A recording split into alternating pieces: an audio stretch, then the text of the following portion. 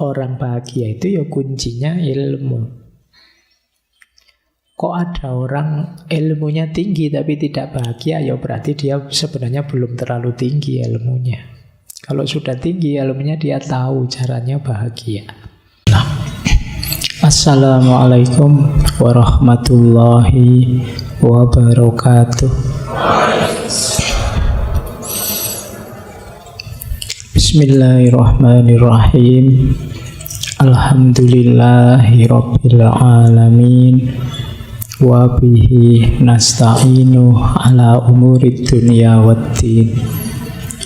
Allahumma sholli wa sallim wa barik ala habibina wa syafi'ina sayyidina wa maulana Muhammadin wa ala alihi wa ashabihi wa man tabi'ahum bi ihsanin ila yaumiddin. Amma ba'du. Bismillah. Mari kita lanjut lagi. Menurut Hamka, gila beneran kok kayak ngomong ini, suaranya habis. Jenis kebahagiaan itu ada 3. Mari kita cek ya, apa saja itu. Jadi bahagia itu jangan hanya sekedar pokoknya saya ingin bahagia. Kita harus jelas dulu ingin bahagia yang apa. Kebahagiaan yang lahiriah, ataukah kebahagiaan batin, atau kebahagiaan yang hakiki. Ini nanti beda-beda. Mungkin kemarin teman-teman bingung, konsepnya campur baur jadi satu. Bahagia itu ya di hati. Ada yang bilang bahagia itu ya kalau kita senang, sehat, sejahtera.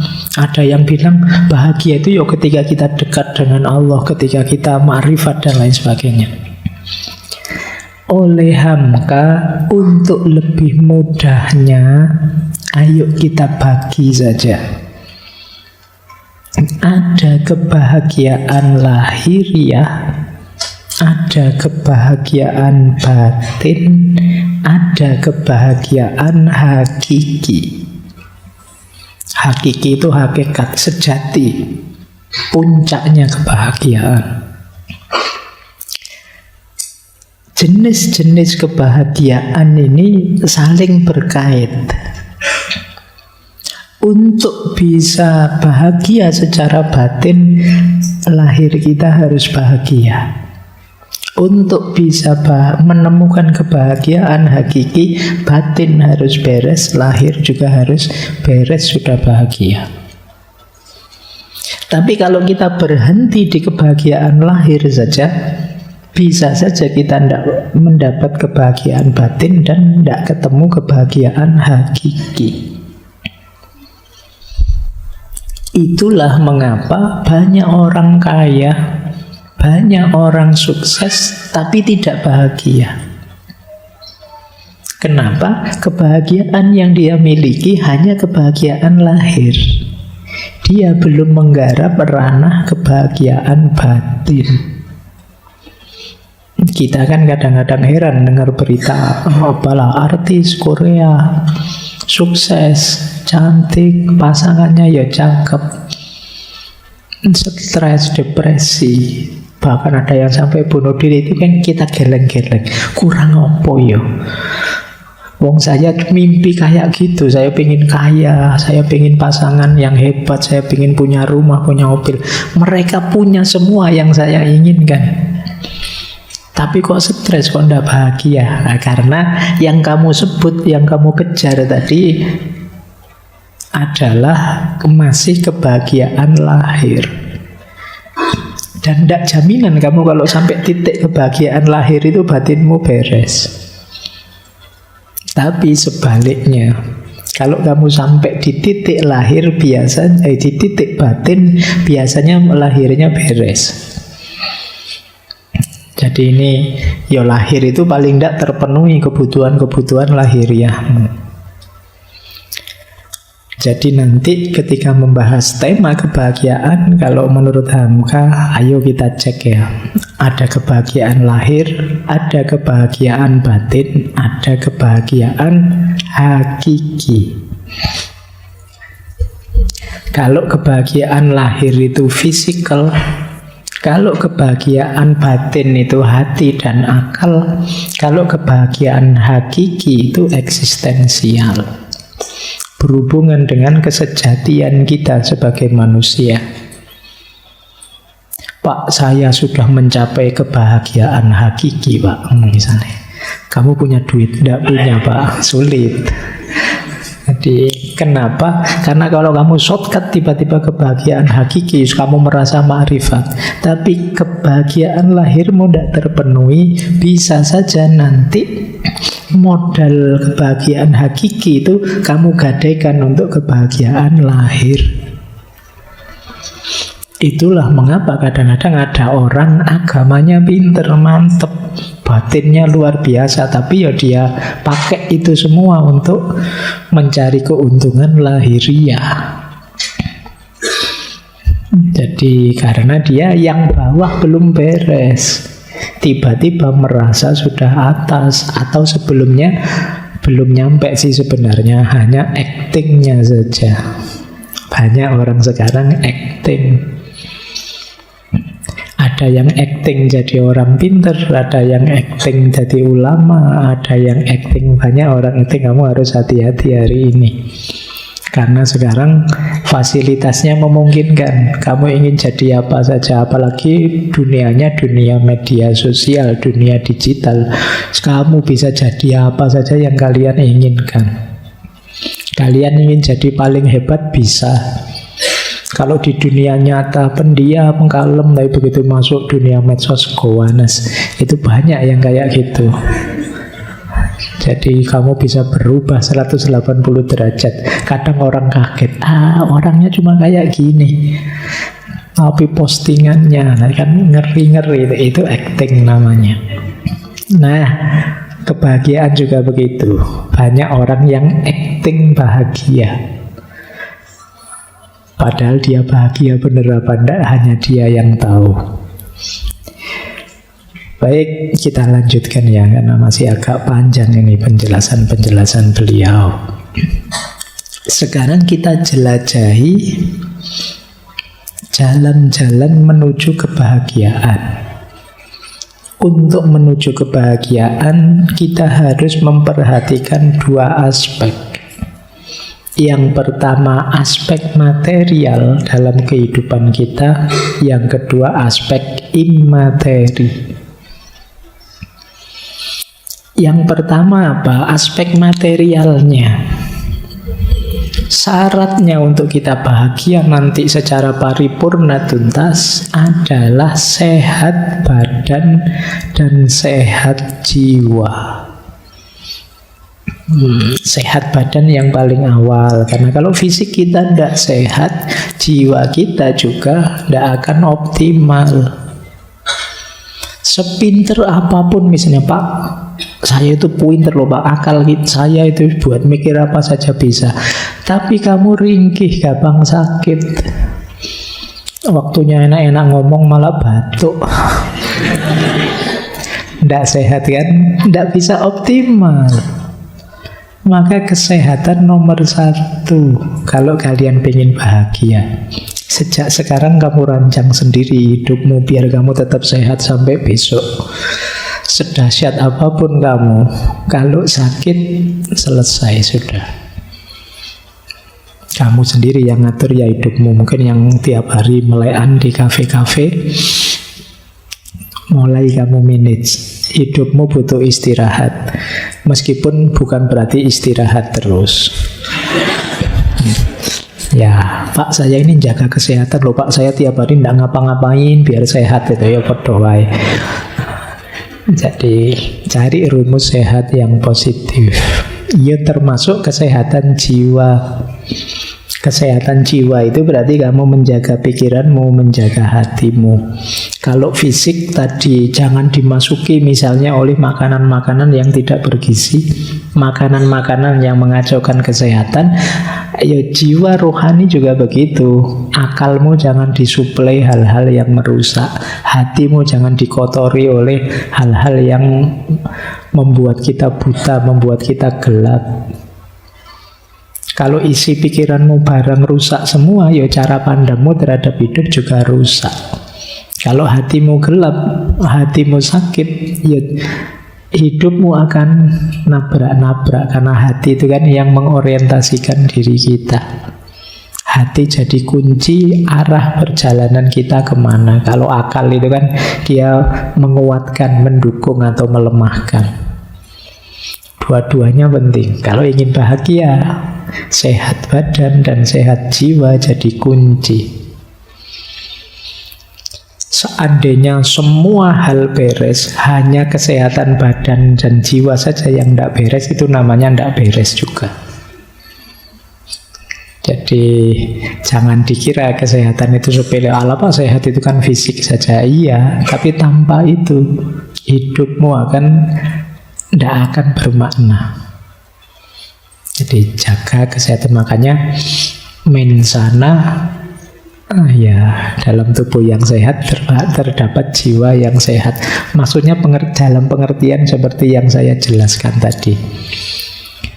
Meskipun ya kalau dibalik juga bisa. Dalam jiwa yang sehat akan ada badan yang sehat. Jiwa sehat itu berarti kan berpikirnya jernih, hatinya juga terang.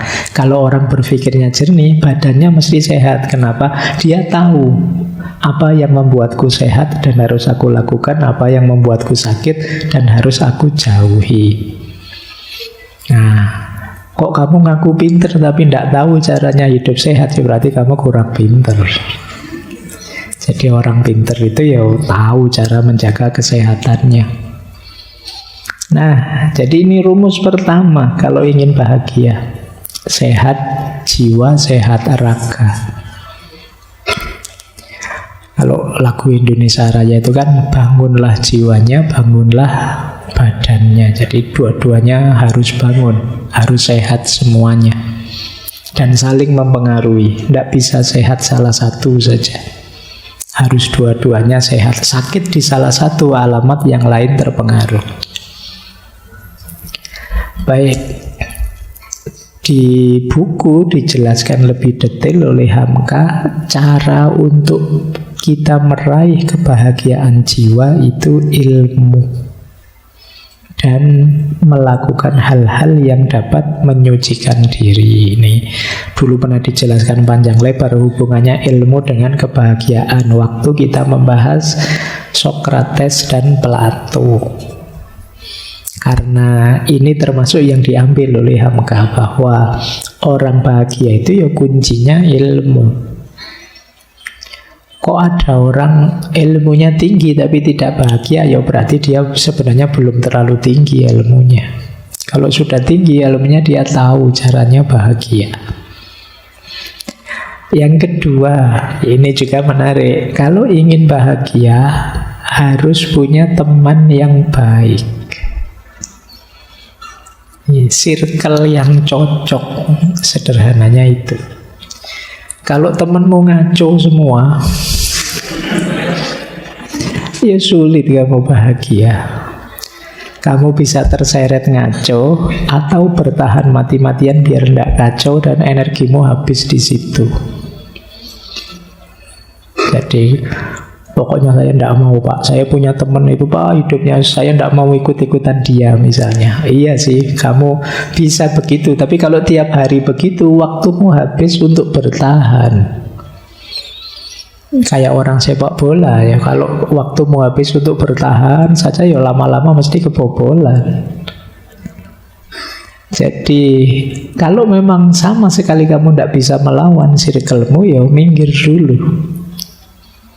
Jadi kalau lingkunganmu memang tidak mendukung pertumbuhanmu, minggir saja, tidak apa-apa. Karena kamu butuh teman yang baik untuk menularkan kebaikan pada dirimu. Makanya ada Syair Jawa yang dulu dari Sunan Bonang itu, obatnya hati itu wong kang soleh kumpulono, deket-deketlah dengan orang soleh, biar ketularan soleh, biar vibrasi dan frekuensimu nyambung dalam kesolehan. Tapi kalau temanmu ndak beres semua, ya kamu ketularan juga, frekuensi vibrasi ndak beres.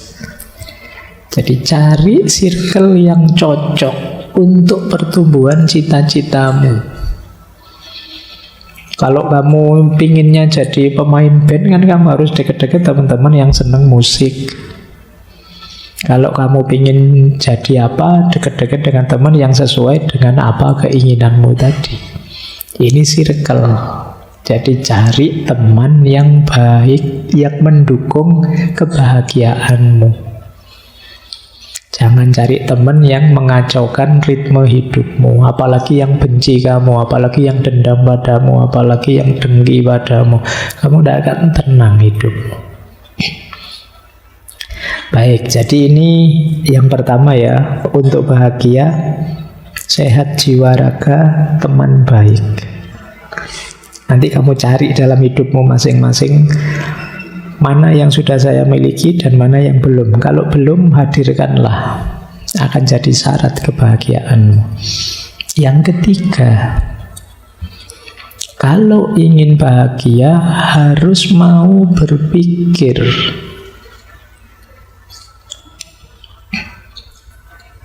Ini kelihatannya simple.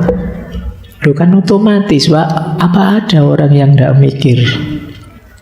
Menurutmu kan begitu, tapi sebenarnya banyak.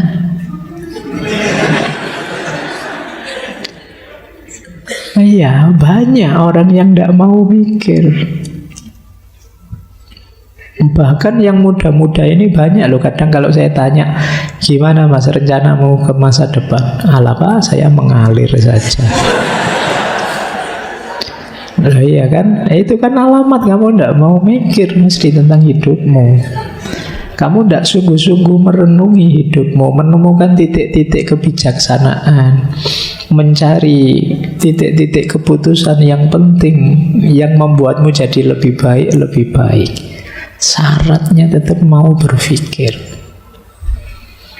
Hari ini kan hidup ini rasanya diombang-ambingkan dari satu viral ke viral yang lain. Kamu tidak pernah berpikir, apa ya saya harus mengikuti viral itu, apa ya saya harus update yang seperti itu. Kan kamu tidak pernah mikir begitu. Jadi ini seolah-olah biasa, Pak, orang hidup mesti mikir. Tapi sebenarnya banyak orang yang, kalau bahasa saya, autopilot saja hidupnya. Autopilot itu kan rutin, wis kaya ngono, terus diulang-ulang tiap hari. Makanya kadang-kadang kalian kaget, loh sudah Rebu lagi ya Pak, cepet ya. Lah ya kalian memang hidupmu tidak pernah direnungi, ya berjalan begitu saja. Tidak berpikir, ya sulit kamu sampai di titik bahagia. Karena kamu terombang-ambing terus kesana kemari oleh aliran hidupmu. Syaratnya orang bahagia berpikir. Kata Hamka, dengan berpikir kita ketemu kebijaksanaan. Kebijaksanaan itu kan rumus hidup yang tidak hanya benar tapi juga tepat. Hidup yang tidak hanya benar tapi benar, kata orang Jawa. Itu kebijaksanaan. Tidak sekedar punya koleksi ilmu, tapi juga tahu bagaimana mengaplikasikannya sesuai ruang dan waktu yang tepat. Untuk sampai di titik-titik semacam ini, mau tidak mau kita harus berpikir. Itu kalau ditarik-tarik lebih jauh, berarti kamu harus belajar cara berpikir yang benar.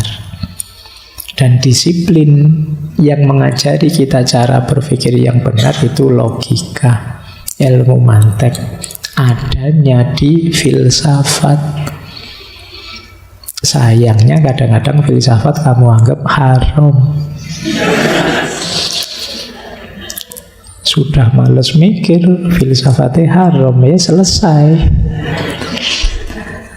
Jadi Kamu kehilangan modal besar yang diberikan oleh Allah padamu, keistimewaan puncak kebanggaan manusia, yaitu natik, berpikir. Oke, terus selain berpikir kita juga bekerja,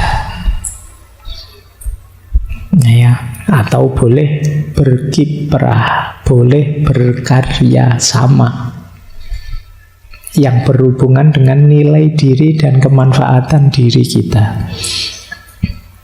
Itu akan jadi sumber kebahagiaan. Jadi bekerja tidak terbatas yang karir yang menghasilkan uang, itu ya. Tapi mungkin ada orang yang berkarya, beraktivitasnya secara tidak langsung menghasilkan uang, tapi dalam rangka penegasan makna diri, nilai diri, dan lain sebagainya. Jadi ini juga jadi kunci kebahagiaan. Kemarin waktu siapa tokohnya itu, mungkin di Russell apa siapa itu kan disebut bekerja itu kebanggaan. Jadi sama-sama stresnya, mending stres karena pekerjaan daripada kamu stres karena nganggur. Jadi itu istimewanya kerja. Dulu kita pernah membahas satu sesi itu kan tentang kerja, yang di situ disebut kerja itu rahmat, kerja itu ibadah, kerja itu amanah, kerja itu izzah, kemuliaan diri. Jadi, kalian tidak boleh beralasan, Pak saya ngelamar sana, ngelamar sini tidak diterima. Ya kalau itu kan karir namanya. Kamu kan juga sambil nunggu lamaranmu diterima kan bisa beraktivitas ini, beraktivitas itu. Mungkin tidak menghasilkan uang, tapi berkontribusi entah apa terhadap dirimu maupun lingkungan sekelilingmu. Jadi itu yang disebut kerja. Karena orang itu kalau tidak ngapa-ngapain itu biasanya merasa dirinya hampa, tidak bernilai. Di antara krisis, kalau dalam psikologi itu ada namanya later life crisis. Later life crisis itu krisis usia-usia akhir. Itu biasanya orang-orang sepuh-sepuh 60 tahun ke atas yang sudah pensiun itu krisisnya adalah dia krisis merasa tidak bernilai. Wah saya sudah pensiun ini, wah sudah tidak menghasilkan apa-apa, saya sudah tua, merepotkan orang saja, merasa tidak bernilai. Makanya kadang-kadang beliau-beliau yang sudah sepuh itu kadang-kadang kalau di rumah itu tidak mau diam, melakukan apa saja, ya nyapu lah, ya apalah. Ini karena memang kerja itu pride, kebanggaan sebagai manusia. Kemudian penting juga kalau kita ingin bahagia, kita harus siap introspeksi diri, siap muhasabah. Kenapa? Karena kita manusia itu selalu banyak kekurangan. Kita bukan makhluk yang sempurna. Kita punya alat-alat hebat, tapi kadang-kadang kita tidak mampu menggunakannya dengan pas. Di situ penting kita introspeksi. Hidupku ini sudah seharusnya ndak. Pelajaran apa yang bisa aku ambil dari kemarin-kemarin? Ini namanya introspeksi diri. Ngecek diri kita. Sampai umur sekian aku sudah ngapain aja ya? Kita introspeksi diri. Kalian mungkin usia-usia 20-25an lah usia kalian ya. Kan kelihatannya masih bujangan semua. Kelihatannya. Ya mungkin ada yang lebih, ada yang 27, ada yang 30, saya tidak tahu. Mungkin ada yang S2, S3. Itu kan usia-usia quarter life. Nah, usiamu wis seperapat itu kalau umurmu manusia sekitar 100 ya kamu namanya kan quarter life, sudah perempatan. Orang-orang quarter life itu cirinya gampang, dia gelisah tentang masa depan. Besok saya kerja apa Pak? Saya ini kira-kira ada jodohnya enggak ya Pak? Ada, pikiranmu enggak jauh-jauh dari situ tetap. Nanti suami saya siapa ya Pak? Istri saya siapa ya Pak? Terus masa depanku kok rasanya gelap ya Pak? Itu, ya itu ciri-ciri quarter life. Jadi itu kenapa kalau saya kan selalu guruannya seputar-seputar itu. Karena saya tahu di usia-usiamu yang menggelisahkanmu hal-hal itu. Makanya kamu ketawa. Sebenarnya menertawakan dirimu sendiri. Ya, baik. Loh, tapi kan dulu waktu sesi humor itu orang yang masih bisa menertawakan dirinya sendiri, alamat dia masih sehat jiwanya. Alhamdulillah, enggak apa-apa. Oke ya, itu istimewanya. Kadang-kadang orang timur itu kan gitu. Nggak bisa itu masih bisa ketawa cengenges itu. Kayak ditanya dosennya itu nggak bisa jawab kan, terus bisa kamu jawab nggak bisa ya Pak, itu gitu ya. Ngomong nggak bisanya nggak pakai sedih tapi pakai cengengesan. Itu efeknya lebih mengerikan daripada. Baik, introspeksi ya. Yuk kita cek diri kita. Kita baca, kita muhasabai kurang apa. Kira-kira yang lebih mungkin saya itu meningkat di bagian mana? Karena di antara penyesalan hidup adalah ketika kita sadar kemarin-kemarin saya belum memberikan versi terbaik diriku dalam hidup. Coba kemarin saya begini, coba kemarin saya begitu. Itu biasanya penyesalan hari ini. Kenapa ada logika coba-coba tadi? Karena kemarin saya belum melakukan yang terbaik. Kalau sudah melakukan yang terbaik semampu kita, meskipun hasilnya tidak memuaskan, ya kita bisa legowo. Ya nilai saya jelek, tidak apa-apa. Ya mungkin memang segitu kemampuan saya sudah maksimal. Tapi ketika kita tidak maksimal, tidak memberikan yang terbaik, begitu nilai saya jelek, kita kan kecewa.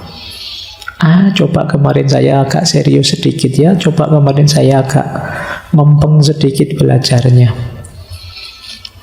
Di titik ini ayo introspeksi. Jangan jatuh dua kali di titik yang sama. Baik, ini yang kedua. Jadi berpikir, bekerja, introspeksi diri. Yang ketiga,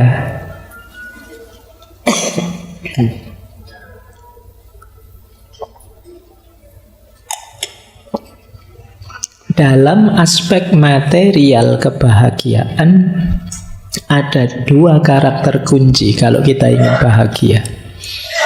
Yang pertama kemampuan untuk qanaah, yang kedua kemampuan tawakal. Jadi tadi kan sudah ada 5, sekarang tambah 2. Qanaah dan tawakal. Qanaah itu kemampuan kita untuk mencukupkan diri dengan apa yang kita punya. Jadi qanaah bukan berarti anti dunia. Qanaah itu sikap batin kita yang punya apa saja kita merasa cukup. Jadi punyanya hanya motor 1, oh iya Pak, cukup Bapak motor 1 itu, saya kan mobilitasnya paling kemana. Itu namanya orang qanaah. Kuliah ternyata nilai saya kebanyakan B Pak, tapi tidak apa-apa, cukup itu Pak B, yang penting lulus. Ini namanya qanaah. Ini contoh saja ya. Jadi maksudnya apa? Qanaah itu kalau menurut Hamka, orang qanaah itu orang yang mencukupkan sesuatu yang dia butuhkan. Jadi mencukupkan diri dengan hal yang diperlukan oleh dirinya. Bukan berarti tidak bekerja. Ya bekerja. Tapi hasilnya apapun dan berapapun akan saya anggap cukup untuk hidupku. Ini namanya orang qanaah. Orang qanaah itu tidak banyak menuntut dan mengeluh. Apa adanya saja kita nikmati. Ini orang qanaah. Di antara cara mudah untuk segera bahagia itu membangun jiwa yang qanaah. Kita selama ini sering salah rumus. Ketika ingin bahagia kita target ini, target itu yang belum kita miliki. Akhirnya bahagia kita lama. Kalau ingin segera bahagia, ayo kita hidupkan qanaah saat ini. Otomatis kita akan bahagia saat ini juga. Kita akan alhamdulillah, ya Allah, alhamdulillah kebutuhan saya terpenuhi. Yang kedua, tawakal. Tawakal itu satu sikap batin yang kita hidupkan setelah ikhtiar kita jalankan. Itu tawakal. Saya sudah berusaha maksimal Pak, semampu saya. Apapun hasilnya saya pasrahkan pada Allah. Itu tawakal namanya. Saya sudah ke dokter Pak, sudah minum obat Pak, tapi masih batuk.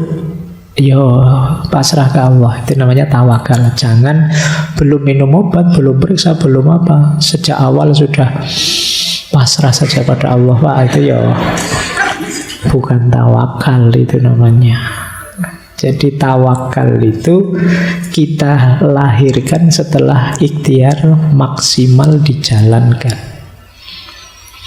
Ini akan meminimalisir rasa kecewa, rasa tidak puas terhadap hasil dari yang kita lakukan. Jadi dua rumus ini, qanaah dan tawakal, bisa membuat kita segera bahagia. Tidak harus menunggu nanti, besok, tidak harus tergantung ini, tergantung itu. Baik, meskipun qanaah dan tawakal ini lebih mudah diceramahkan daripada dijalankan. Karena tidak gampang kamu membentuk jiwa qanaah itu, apalagi yang muda-muda, cita-citanya masih panjang, keinginannya masih macam-macam. Tapi boleh pelan-pelan kamu latih sejak sekarang, karena akan jadi senjata yang kuat ketika hidupmu dalam kesulitan, keterpurukan, dan lain sejenisnya. Latihan qanaah dan tawakal. Baik, jadi itu tadi sisi-sisi materialnya untuk bahagia. Selanjutnya Hamka menjelaskan sisi batinnya, sisi imateri dari kebahagiaan. Ada 4. Ini menarik ya. 4 ini mungkin teman-teman menganggapnya jauh berhubungan dengan kebahagiaan, tapi ini dekat, kata Hamka. Jadi apa sih kondisi batin yang penting agar kita bahagia? Yang pertama i'tiqad, yang kedua yakin, yang ketiga iman, yang keempat din. Ini sikap-sikap batin unggulan untuk orang bisa bahagia. Yang pertama i'tiqad. Orang kalau ingin bahagia, dia harus kuat prinsip, tidak mudah terpengaruh, tidak gampang diombang-ambingkan. Ini namanya i'tiqad, keyakinan yang kuat terhadap sesuatu. Itu i'tiqad. Nah, setelah i'tiqad ada yakin. Ini lebih dalam. Yakin ini lebih dalam daripada i'tiqad. I'tiqad itu sekedar percaya dan mantap. Tapi kalau yakin, ini tahu alasannya, ngerti dalilnya, itu yakin. Jadi yang pertama kuat pendirian, yang kedua kuat pendirian dan tahu alasannya. Kenapa saya harus ini? Iya Pak, karena ada dalil begini. Kenapa saya harus begitu? Argumennya ini. Ini namanya orang yakin. Nanti mungkin teman-teman ingat ya, jenisnya yakin itu kan ada 3. Dalam epistemologi Islam disinggung juga oleh Hamka. Ada ilmul yakin, ada ainul yakin, ada hakul yakin. Ilmu yakin itu, ketika saya berangkat ke sini, saya tahu nanti teman-teman takmir akan membeli saya minum 2 gelas. Itu ilmu yakin namanya. Ainul yakin itu saya lihat sendiri, loh ini loh ada 2 gelas. Hakul yakin itu gelasnya saya ambil terus saya minum.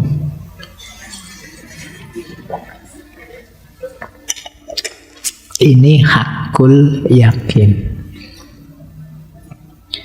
Ilmu yakin itu kalian baca kitab terus melihat bahagianya orang berumah tangga. Sekarang kamu tahu bahagianya orang berumah tangga meskipun kamu masih jomblo.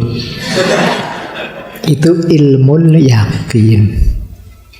Nanti begitu lihat temanmu menikah, sepanjang di atas pelaminan senyum terus. Nah, sekarang kamu ainul yakin, melihat sendiri benar orang nikah itu memang membahagiakan.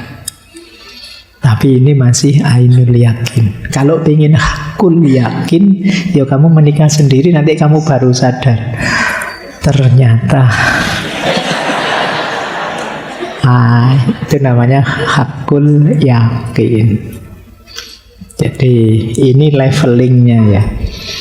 Beda dengan iktikad tadi. Kalau iktikad kan percaya saja saya Pak, enggak tahu. Tapi kalau yakin itu paling tidak minimal kamu didasari ilmu, didasari dalil. Atau lebih mantap lagi, saya lihat sendiri Pak. Atau lebih mantap lagi, saya ngalami langsung Pak. Itu derajatnya orang yakin. Kalian diberitahu pacarmu dibonceng orang lain loh, jangan-jangan selingkuhannya. Masih info, namanya ilmu yakin. Nah, terus kamu kejar. Wah, kamu lihat sendiri itu di depan saya sama cowok lain misalnya. Nah, ini namanya ainul yakin. Kalau ingin hakul yakin, ya kamu datangi, kamu lihat beneran. Oh, ternyata bapaknya. Jadi, nah ya ini bisa levelnya hakul yakin lebih mantap. Kalau tadi ilmu yakin masih meragukan, ainul yakin meskipun lihat sendiri kadang-kadang juga salah lihat. Tapi kalau sudah mengalami langsung hakul yakin lebih mantap. Oke, jadi itu yang kedua, yakin. Ada lagi yang ketiga, lebih dalam daripada sekedar yakin, yaitu iman.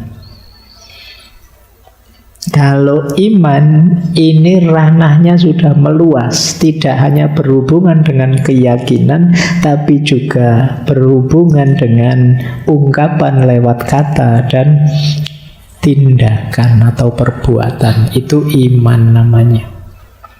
Tidak sekedar saya yakin Allah itu ada, tapi juga dilisankan lewat syahadat dan dijalankan lewat ibadah-ibadah.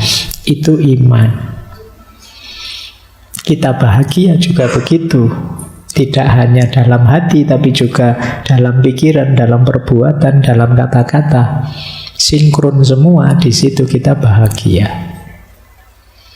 Jadi orang beriman itu kan tidak hanya dituntut batinnya yakin atau iktikad, tapi juga lisan dan perbuatannya menggambarkan apa yang ada di batin. Lebih dalam lagi ada puncaknya, namanya din atau agama.